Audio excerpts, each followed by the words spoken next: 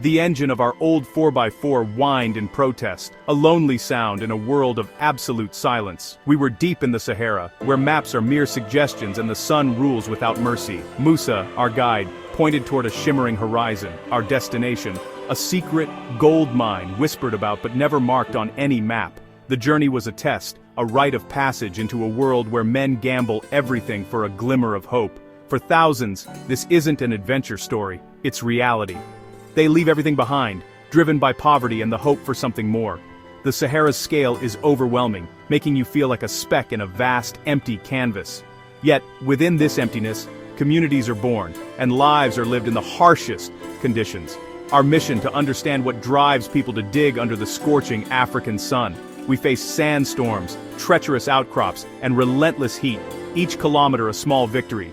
Then, on the horizon, a smudge of activity tents, makeshift shelters, and the unmistakable signs of human industry. We had arrived at the frontier, a modern-day gold rush, far from the world's eyes. This place was built on hope, a testament to human resilience in the face of adversity. The real journey, into the hearts and minds of the miners, was about to begin. Crossing the Sahara changes you. It's not just the distance, it's the isolation. For days the view was endless sand, dunes sculpted by wind, their crests sharp against a piercing blue sky. The colors shifted from soft yellow at dawn to burning orange at sunset. A landscape of brutal beauty. There were no roads, only ancient tracks, and our driver navigated by instinct and sun. The heat was relentless, water more precious than gold. At night, the desert revealed its wonders, a sky ablaze with stars, the Milky Way stretching overhead. We passed oases, vital lifelines where date palms offered shade, and Tuareg nomads shared mint tea and stories. The final leg was the hardest rough terrain, soft sand, and moments that tested our resolve. Teamwork and perseverance became our lifelines. The desert demands respect and rewards patience. Every challenge brought us closer to our goal, and to understanding the determination of those who work here. The Sahara is unforgiving, but it forges a unique spirit in those who cross it. We pressed on, driven by the same hope as the miners. The mining camp was a world unto itself, a bustling community of makeshift tents and shelters. Men from across the region had come, drawn by the hope of gold. We met Amadou, a former farmer who'd left his family after drought destroyed his crops. "There is nothing for me back home," he said. "Here, there is a chance." His story echoed throughout the camp, ordinary people risking everything for a better life. Life here was built on ingenuity, shops, restaurants, barbers, and mechanics all operating in the dust. Community was strong. People shared food, tools, and encouragement. Evenings brought fires, tea, and stories from home, a fragile but self-made society. Yet beneath the camaraderie, tensions simmered. The dream of gold united them but also bred competition. Everyone knew a big find could change a life overnight, fueling urgency and hope. They worked tirelessly, driven by the belief that the next swing of the pickaxe could bring fortune. Hope was the fuel that kept this hidden city alive. In the dust and heat, they built a world powered by dreams. The mine's entrance was a narrow, terrifying hole, just a rope and darkness below. Miners tied themselves in and were lowered into the earth, vanishing into blackness. We followed, descending into a world without sunlight, thick with heat and the smell of sweat. Tunnels, branched in all directions, dug by hand with basic tools.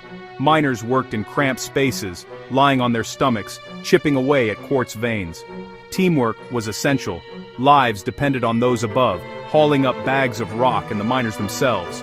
Danger was everywhere, unstable tunnels, collapses, and air thick with silica dust. Without masks or ventilation, lung disease was a constant threat. Every moment underground was a gamble between survival and earning a living. Despite the risks, a powerful sense of purpose and brotherhood bound the teams together. They shared water, food, and strength, communicating with shouts and tugs on the rope. In the suffocating heat, they were more than colleagues. They were brothers in struggle. The mine was a world of darkness, danger, and unbreakable bonds. The big question, do the miners actually find gold? The dream is a jackpot, a life-changing nugget. Sometimes it happens. Tales of huge finds circulate, growing with each retelling, fueling hope. But for most, reality is harsh. Weeks of labor yield only tiny specks of gold, barely enough to survive. After crushing rock and using mercury to separate gold, the result is often heartbreakingly small. Many miners end up in debt to camp merchants, trapped in a cycle of work and borrowing. The hope of a big find tomorrow keeps them going, even when the odds are against them. The possibility is real, gold exists here, but the chances are slim. The real winners are often the merchants and middlemen, not the miners risking their lives. For most, the gold mine is less a path to riches and more a lottery ticket, bought with sweat and hope. The myth persists because sometimes, just sometimes, it comes true. But for the majority, the dream remains just out of reach. The gold rush is a gamble, one that rarely pays off. The Sahara is a land of stories, and gold is woven deep into its folklore. Ancient trade routes once carried gold across these sands, and legends of lost cities and rivers of gold endure. Elders share tales of treasures buried by sandstorms, guarded by desert spirits. These stories are more than entertainment, they're part of the cultural landscape, feeding belief in the land's secrets. Miners listen for clues, blending ancient wisdom with practical geology. Legends of a mother lode or a hidden river of gold inspire the search, blurring the line between superstition and science. Some stories serve as warnings, of greed punished by spirits, of tunnels collapsing on the reckless. These tales reinforce the importance of community, respect, and humility. The desert, they say, gives its gold only to those who are worthy and work together. In a place with no modern technology, ancient stories become a prospector's guide. The quest for gold is as much about belief as it is about luck.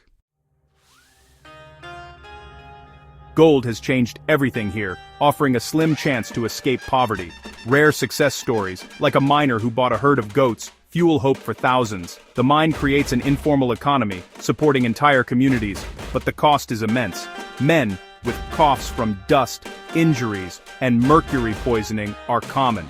Mercury contaminates water and soil, causing long-term health problems. The dream of a better future is paid for with the health of those chasing it. The environment suffers too. Pits scar the land, vegetation is stripped, and mercury lingers for decades. The quest for gold leaves a deep wound on this ancient land. It's a brutal trade-off, but for many, there's no other choice.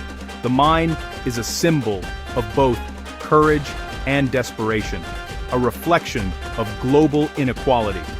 The men digging in the Sahara are not just miners, they embody the struggle of those with few options. Their perseverance is a testament to the human spirit's power to hope and strive. Even in the harshest places, people will risk everything for a chance at a better life.